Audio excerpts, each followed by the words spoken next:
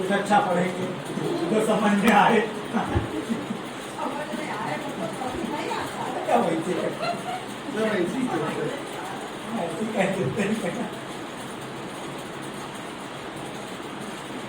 उसने कहा अब अपना अंतिम वक्तव्य, अपने अंतिम शब्द लिखो और चुपचाप चिता पर लेट जाओ। उसने कहा अब अपने अंतिम शब्द लिखो और चुपचाप चिता पर लेट जाओ। मैंने सोचा मृत्यु लिख दूं।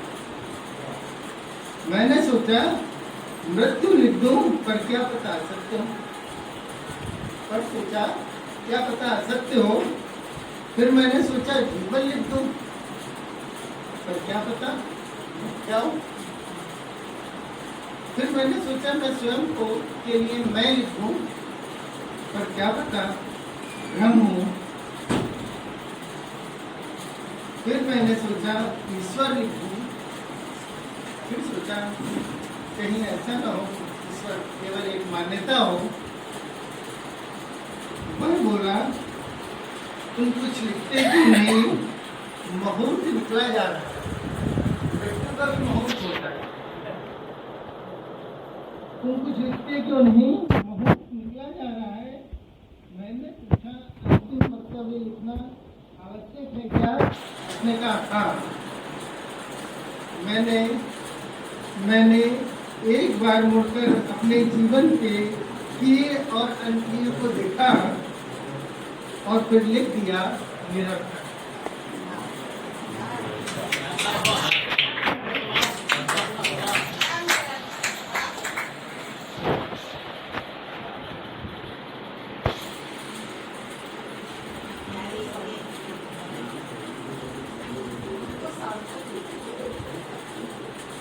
समझा के पुरस्कार समझा के तो पुरस्कार लिए समझ में आ रहा होता थोड़ी देते हो।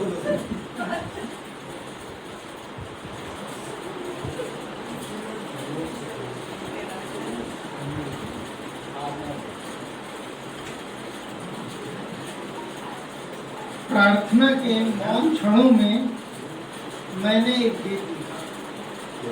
प्रार्थना के मौन क्षणों में मैंने एक गीत लिखा था, वह भी तुम्हारे लिए।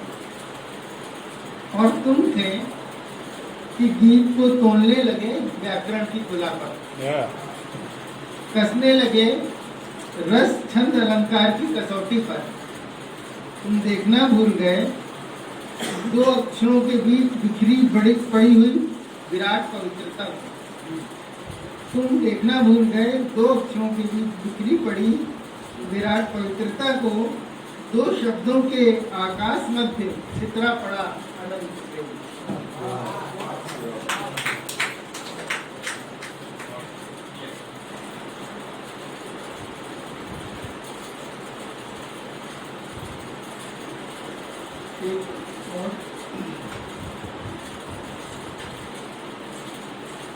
आज बहुत वर्षों बाद जब यादों की पोटली खोली तो देखा उसमें थी एक कागज की नाव, रेत के कुछ कण, गुलाब की सुगंध और तुम्हारा नाम।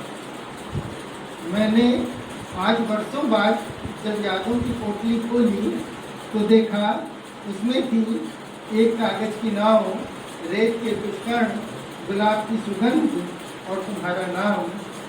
कागज की नाव तुम्हारा अनलिखा हुआ खत था।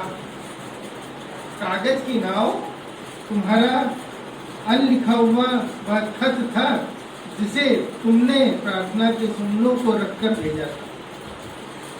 रेत के कण नदी के तट पर तुम्हारे साथ बनाए हुए घरौंदों के अवशेष थे। और गुलाब और सुगंध, गुलाब की सुगंध तुम्हारी कोमल उंगलियों का स्पर्श था। और हाँ, तुम्हारा नाम पूरे अंतर मन से तुम्हारे लिए लिखी हुई एक कविता।